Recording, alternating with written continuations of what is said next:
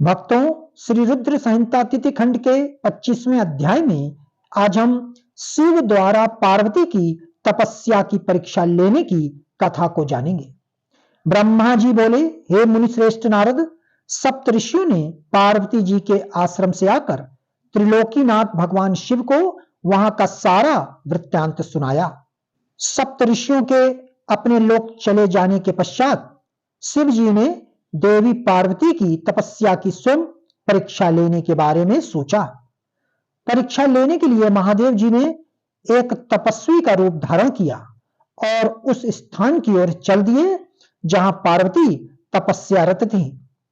आश्रम में पहुंचकर उन्होंने देखा देवी पार्वती वेदी पर बैठी हुई थी और उनका मुखमंडल चंद्रमा की कला के समान तेजोदीप्त था।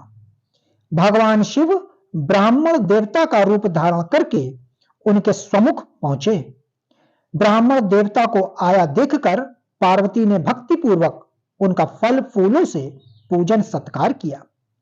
पूजन के बाद देवी पार्वती ने ब्राह्मण देवता से पूछा, हे ब्राह्मण देव, आप कौन हैं और कहां से पधारे हैं? मुनीश्वर, आपके परम तेज से यह पूरा वन प्रकाशित हो रहा है। कृपया कर मुझे अपने यहां आने का कारण बताएं। तब ब्राह्मण रूप धारण किए हुए महादेव जी बोले, मैं इच्छा अनुसार विचरने वाला ब्राह्मण हूं। मेरा मन प्रभु के चरणों का ही ध्यान करता है। मेरी बुद्धि सदैव उन्हीं का स्मरण करती है। मैं दूसरों को सुखी करके खुश होता हूं। देवी, मैं एक तपस्वी हूं, पर आप कौन हैं? आप किसकी पुत्री हैं और इस समय इस निर्जन वन में क्या कर रही हैं? हे देवी, आप इस दुर्लभ और कठिन तपस्या से किसे प्रसन्न करना चाहती हैं? तपस्या या तो ऋषि मुनि करते हैं या फिर भगवान के चरणों में ध्यान लगाना वृद्धों का काम है। भला इस तरुणावस्था में आप क्यों घर के ऐसो आराम को त्याग कर ब्रह्मचर्य का पालन करती हुई तपस्विनी का जीवन जी रही हैं? आप किस तपस्वी की धर्मपत्नी हैं और पति के समान तप कर रही हैं? हे देवी, अपने बारे में मुझे जानकारी दीजिए कि आपका क्या नाम है और आपके पिता का क्या नाम है? किस प्रकार आप तप के प्रति आसक्त हो गई? क्या आप वेद माता गायत्री हैं, लक्ष्मी हैं अथवा सरस्वती हैं? देवी पार्वती बोली, हे मुनिश्रेष्ठ, ना तो मैं वेद माता गायत्री हूं, ना लक्ष्मी और ना ही सरस्वती हूं। मैं गिरिराज हिमालय की पुत्री पार्वती हूं। पूर्व जन्म में मैं प्रजापति दक्ष की पुत्री सती थी, परंतु मेरे पिता दक्ष द्वारा मेरे पति भगवान शिव का अपमान देखकर मैंने योग अग्नि द्वारा अपने शरीर को जलाकर भस्म कर दिया था।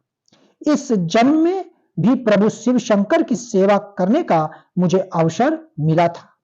मैं नियम पूर्वक उनकी सेवा में व्यस्त थी, परंतु दुर्भाग्य से कामदेव के चलाए गए बाण के फलस्वरूप शिव जी को क्रोध आ गया और उन्होंने कामदेव को अपने क्रोध की अग्नि से भस्म कर दिया और वहां से उठकर चले गए।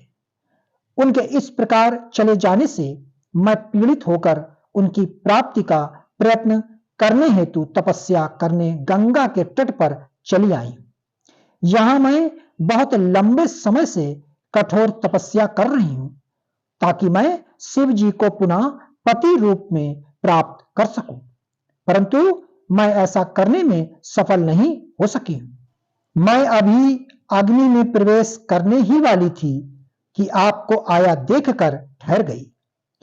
अब आप जाइए, मैं अग्नि में प्रवेश करूंगी क्योंकि भगवान शिव ने मुझे स्वीकार नहीं किया है।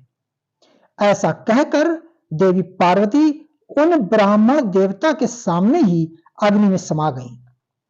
ब्राह्मण देव ने उन्हें ऐसा करने से बहुत रोका, परंतु देवी पार्वती ने उनकी एक भी बात नहीं सुनी और अग्नि में प्रवेश कर लिया। परंतु देवी पार्वती की तपस्या के प्रभाव के फलस्वरूप वह धधकती हुई अग्नि एकदम ठंडी हो गई। सहसा पार्वती आकाश में ऊपर की ओर उठने लगी। तब ब्राह्मण रूप धारण किए हुए भगवान शिव हंसते हुए बोले, हे देवी, तुम्हारे शरीर पर अग्नि का कोई प्रभाव न पड़ना तुम्हारी तपस्या की सफलता का ही सूचक है, परंतु तुम्हारी मनोवांछित इच्छा का पूरा न होना तुम्हारी असफलता को दर्शाता है। अतः देवी, तुम मुझ ब्राह्मण से अपनी तपस्या के मनोरथ को बताओ। शिव जी की इस प्रकार पूछने पर उत्तम व्रत का पालन करने वाली देवी पार्वती ने अपनी सखी को उत्तर देने के लिए कहा। उनकी सखी बोली, हे साधु महाराज, मेरी सखी गिरिराज हिमालय की पुत्री पार्वती है। पार्वती का अभी तक विवाह नहीं हुआ है। यह भगवान शिव को ही पति रूप में प्राप्त करना चाहती है। इसी के लिए वे 3000 वर्षों से कठोर तपस्या कर रही है।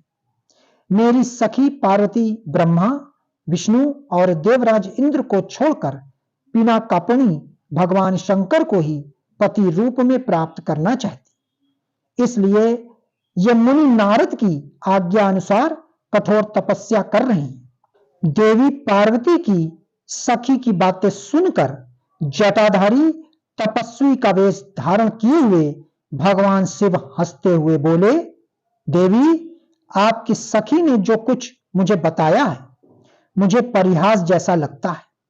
यदि फिर भी यही सत्य है तो पार्वती, आप स्वयं इस बात को स्वीकार करें और मुझसे इस बात को कहें। भक्तों, आगे की कथा श्री रुद्र संहिता तृतीय खंड अध्याय 26वां अवश्य सुने। ओम नमः शिवाय।